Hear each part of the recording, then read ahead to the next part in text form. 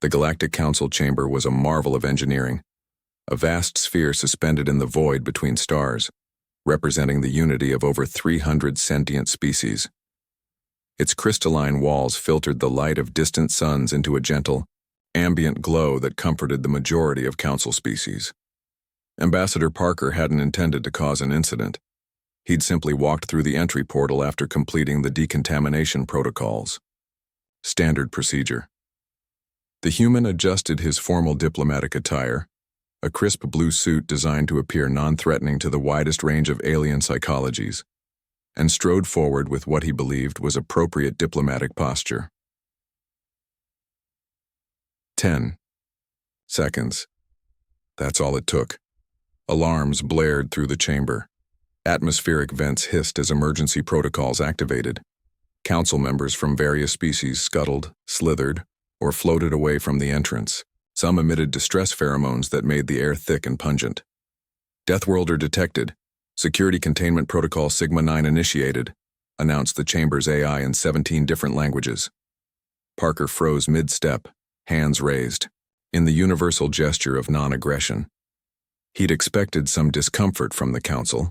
Humans were still relatively new to the galactic community, but not this level of panic. Security drones converged from hidden compartments in the walls, their containment fields humming with energy. Their design was non-lethal but unmistakably defensive, prioritizing the protection of the Council representatives over all else. There must be some mistake, Parker said calmly, addressing the nearest Council elder, a methane-breathing Volari with shimmering tendrils that rippled in agitation. I am Ambassador Parker, representing Earth. I have proper credentials and authorization. The Volari's translation device emitted a series of harmonic tones before rendering words in standard Galactic. The credentials are not in question, Ambassador. Your physical presence is the security concern. Elder Trelk, chairman of the Council and member of the ancient Urian species, approached cautiously. Unlike most representatives who maintained their distance, Trelk moved deliberately toward Parker, protected by a personal shield that glimmered almost imperceptibly. Ambassador, Trelk's voice was deep and resonant despite coming from a body that appeared delicate as spun glass. Your species was approved for representation through holopresence only.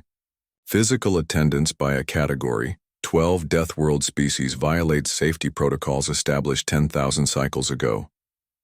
Parker maintained his composure despite the security drones now encircling him. With respect, Elder Trelk, our diplomatic agreement explicitly permitted physical representation. Article 7, Section 3 states that all member species shall have equal right of physical attendance. The chamber fell silent. Several Council members began rapidly consulting data terminals embedded in their hover platforms. The human speaks correctly, announced a reptilian Dravak representative, mandibles clicking in apparent distress. The oversight appears to be ours. Trelk's crystalline form shimmered, a sign of emotional processing among Urians. This complicates matters. Parker lowered his hands slowly. I assure you, I pose no threat to this Council or its members. Humans understand our physical capabilities differ from many Council species. We've taken extensive precautions. Precautions? Questioned a hovering Neb representative, its gas-filled body pulsing with doubt. My metabolic rate has been temporarily adjusted, Parker explained. My strength is chemically suppressed to Category 8 levels. My body temperature is regulated. Even my respiratory exhalations have been filtered and neutralized. The security chief, a robust Thraxi with reinforced exoskeleton, approached Parker with a scanning device. The human speaks truth. Readings indicate significant biological modifications for safety compliance. Elder Trelk made a gesture that dissolved the security perimeter. The law must be honored even when inconvenient. Ambassador Parker may attend as is his right. As the Council members reluctantly returned to their positions, Parker took his designated seat at the edge of the chamber. The adjacent seats remained conspicuously empty. Before we resume formal proceedings, Parker said, addressing the assembly, I believe there's a misconception that should be addressed. You call Earth a death world and view humans with fear. Yet consider this. We evolved not as apex predators but as persistence hunters. Our strength isn't in overwhelming force but in adaptation and endurance. The human rose slowly, careful to make each movement deliberate and non-threatening. The same evolutionary pressures that made us physically robust also drove our technological and social development. We survived through cooperation and problem-solving. Those are the qualities we bring to this council. A murmur passed through the chamber as translation devices conveyed his words. Our history contains conflict, yes, as I suspect does the history of every species represented here. But we've learned from it. We seek membership not to dominate, but to contribute. Elder Trelk's crystalline form glowed slightly brighter, a sign of thoughtful consideration. Your words are noted, Ambassador.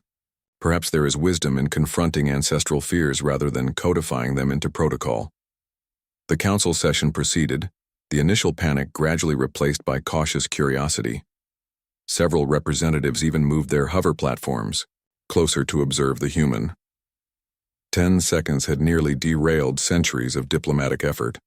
But as the session continued, Parker knew that this incident would ultimately strengthen humanity's position. Fear could be overcome with understanding, prejudice with evidence, isolation with presence. By the session's end, the human ambassador had accomplished more than any diplomatic cable could have. He had transformed from a theoretical threat into a tangible reality, still intimidating to some, but undeniably present and undeniably reasonable. The council would adapt. They always did. That was, after all, how civilization survived long enough to reach the stars in the first place.